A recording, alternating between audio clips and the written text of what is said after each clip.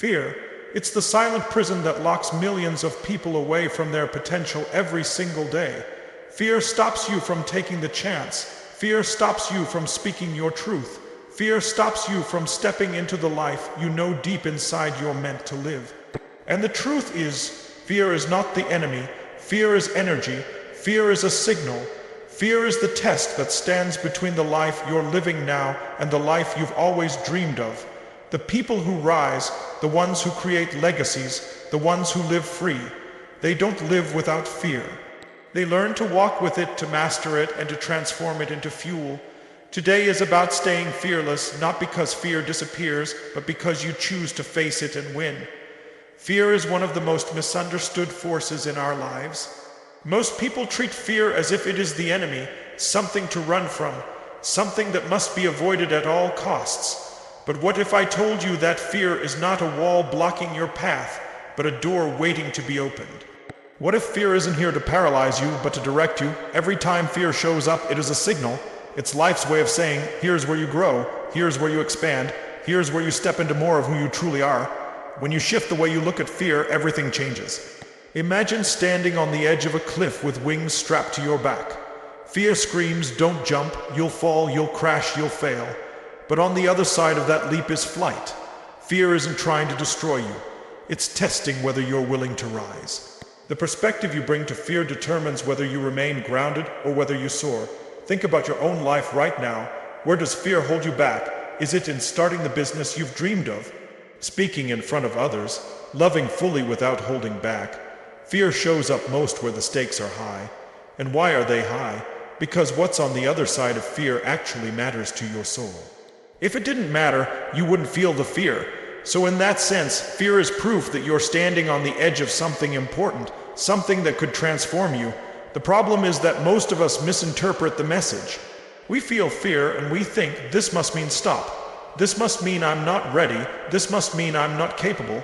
But fear is not a stop sign. It's a compass pointing directly toward the areas of your life that will give you the greatest reward. Fear says, this is the direction of growth. This is where your power lies. This is the territory where you become more. Once you embrace this, fear begins to lose its grip. It no longer feels like a chain around your ankle, but like an invitation. An invitation to step into something greater.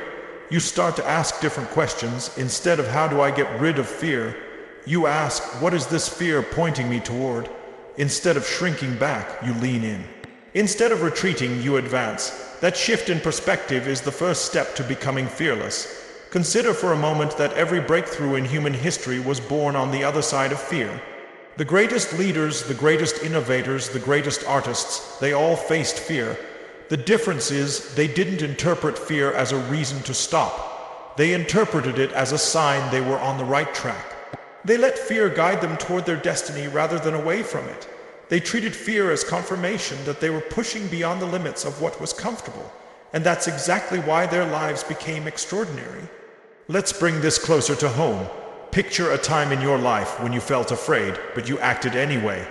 Maybe it was the first time you stood up to speak in front of a group.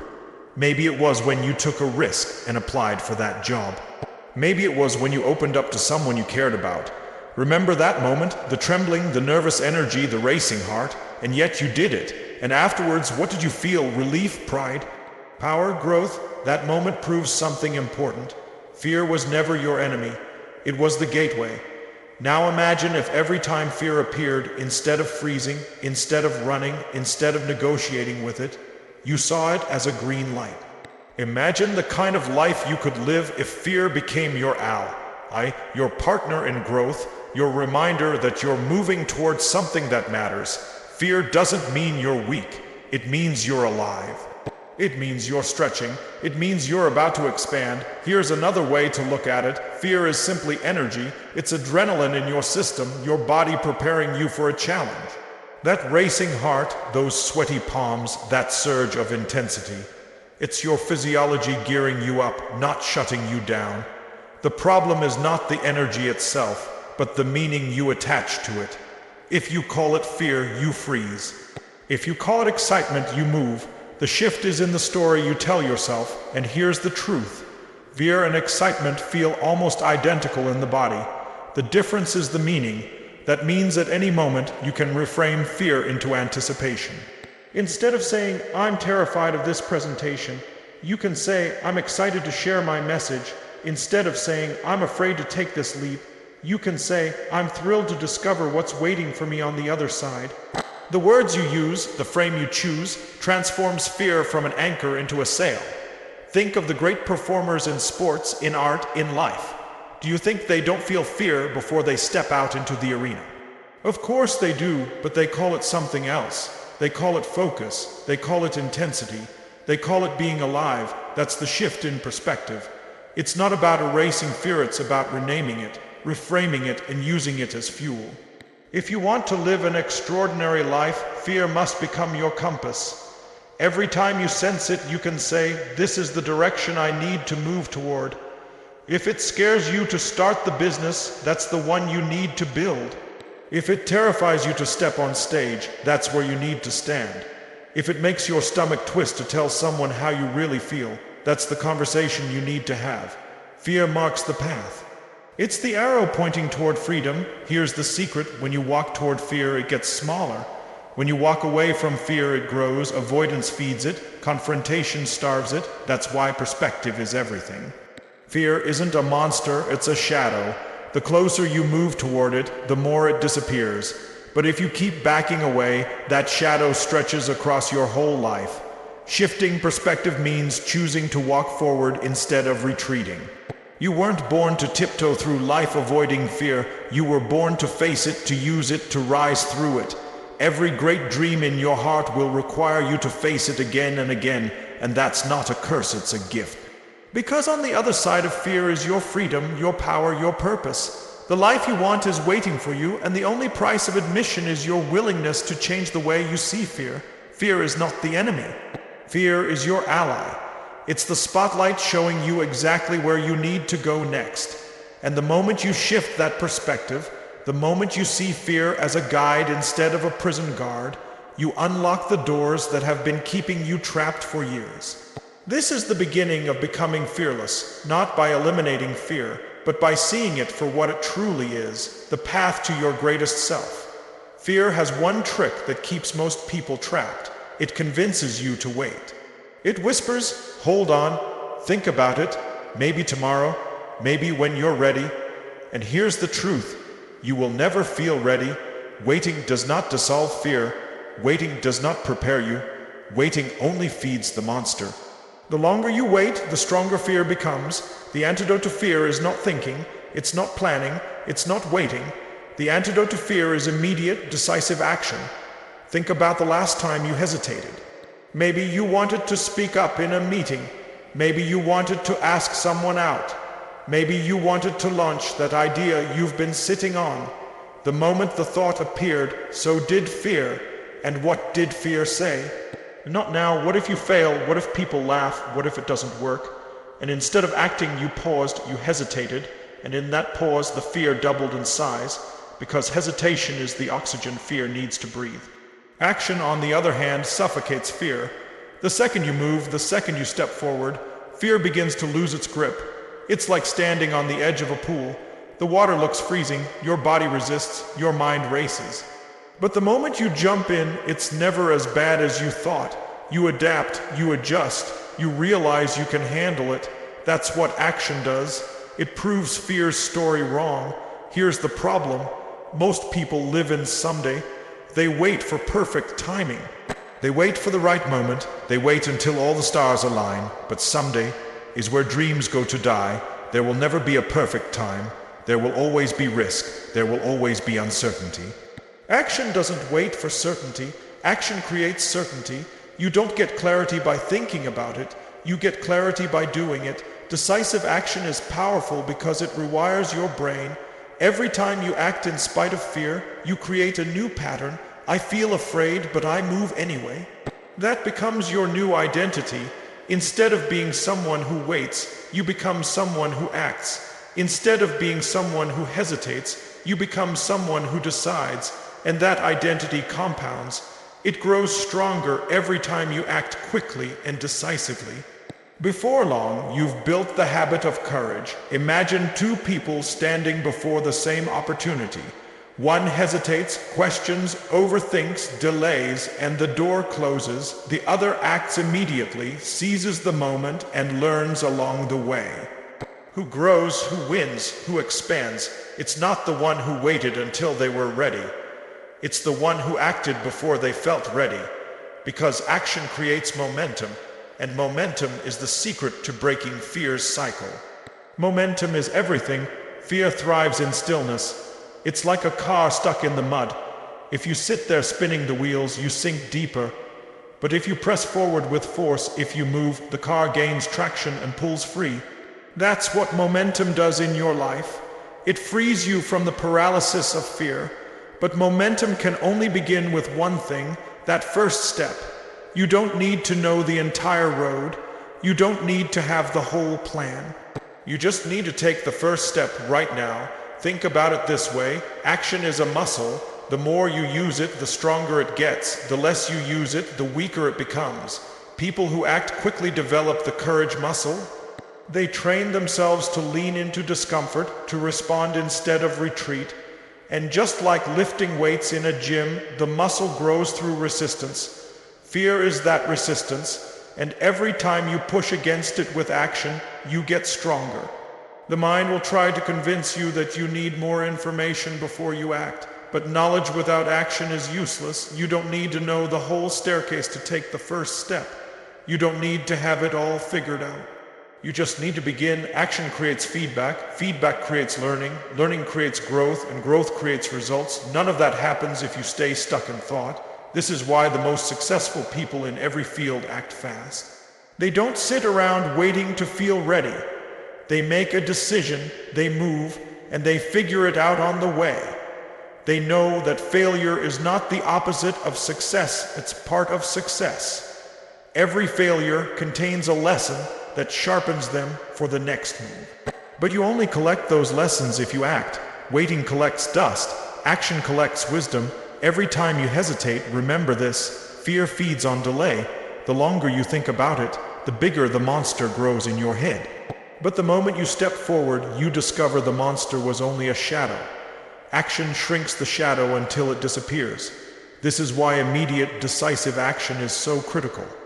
It breaks the cycle of fear before it has time to grow. Action is also contagious. The moment you act, others feel your energy. They see your boldness. They feel inspired to move as well. Your courage becomes a spark that ignites movement around you. Imagine the ripple effect of living a life where your first instinct is action. You not only free yourself from fear, but you inspire others to break free too. That's leadership, that's impact. But here's the key: it's not just action, it's decisive action. Half-committed steps don't kill fear. Tiptoeing doesn't silence the voice in your head. Only full commitment does. The kind of action that says, I'm all in, I'm not dipping a toe, I'm diving head first. A decisive action leaves no room for retreat, no space for excuses. It demands that you grow, that you rise, that you meet the challenge. And when you do, you realize you were capable all along. You'll never know how powerful you are until you act in the face of fear. You'll never discover your strength sitting on the sidelines waiting for confidence to arrive. Confidence is not the prerequisite for action. It's the result of action. You act first, you build confidence later. You step forward afraid, and in doing so, you become fearless. That's the paradox most people miss. You don't wait until you feel fearless to act. You act until you become fearless. Everything you do flows from who you believe you are. You can learn every strategy, every technique, every mindset shift. But if at your core, your identity is still tied to fear, you will always retreat when the pressure rises. Identity is destiny. If you see yourself as someone fragile, fear will rule you.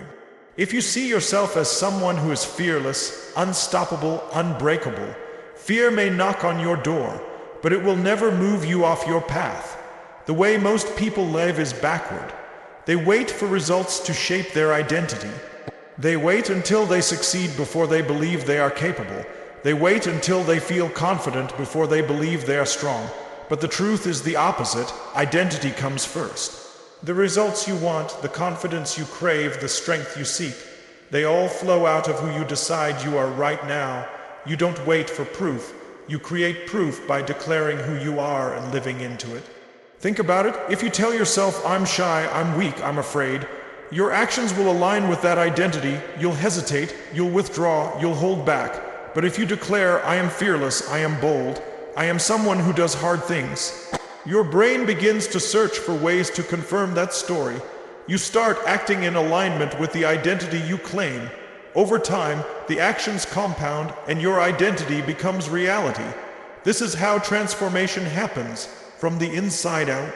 Fear loves to attach itself to identity. That little voice in your head says, this is just who you are, you're not brave, you're not a risk taker, you're not someone who can handle pressure. But that voice is a liar. Fear is not your identity. Fear is an emotion. Emotions come and go. Identity is chosen. Identity is sculpted. Identity is declared and reinforced every day by the choices you make. The moment you decide that you are fearless, not because you never feel fear, but because you act in spite of it, you shift your entire life. Your brain begins to operate from a different set of rules. Instead of looking for ways to avoid challenges, you look for ways to step into them. Instead of protecting your comfort zone, you start expanding it. Instead of shrinking when fear arises, you rise. That's the power of identity. Identity is shaped by repetition. Every time you act in alignment with who you want to be, you strengthen that identity. If you want to be fearless, you must do something every day that proves it. It doesn't have to be massive. It could be making a tough phone call, taking a risk, trying something new, speaking your truth. Each action becomes a vote for the person you're becoming. And the more votes you cast, the more unshakable your identity becomes. But identity is also shaped by language. The words you use about yourself matter. If you walk around saying, I'm always afraid, I'm never good enough, I can't do this, you are wiring fear into your self-image. But if you start saying, I'm courageous, I'm resilient, I'm the kind of person who faces challenges head on, your nervous system responds, your language programs your beliefs, and your beliefs drive your behavior. To build a fearless identity, you must change the way you speak to yourself. There's another powerful factor, environment. The people you surround yourself with either reinforce a fearful identity or fuel a fearless one. If you're constantly around people who play small, who avoid risk, who let fear dictate their lives, you will absorb that energy. But if you surround yourself with bold thinkers, risk takers, people who live courageously, your own identity rises to match. Identity is contagious, so choose carefully who you let influence yours. You can also anchor identity through rituals. Fearless people don't just stumble into courage, they practice it. They have rituals that reinforce who they are every single day. It could be a morning routine where you affirm your identity, move your body, and set your intention. It could be journaling about the person you're becoming. It could be visualizing yourself conquering challenges. Rituals are the habits that cement identity into your nervous system. Think about a time when you surprised yourself with your own courage. Maybe you faced a fear and came out stronger. In that moment, you were fearless. That's proof you already have the capacity inside you. Building a fearless identity means capturing those moments, stacking them, reminding yourself daily of what you're capable of. Too often, people forget their victories and magnify their fears. But when you replay your courage and celebrate your wins, you reinforce the story that you are someone who can handle anything. Here's the truth, your identity is not fixed, it's not set in stone, it's fluid, it's flexible, it's chosen. The person you've been until now does not limit the person you can become from this moment forward. You may have lived years with fear shaping your decisions, but in one moment of decision, you can declare a new identity.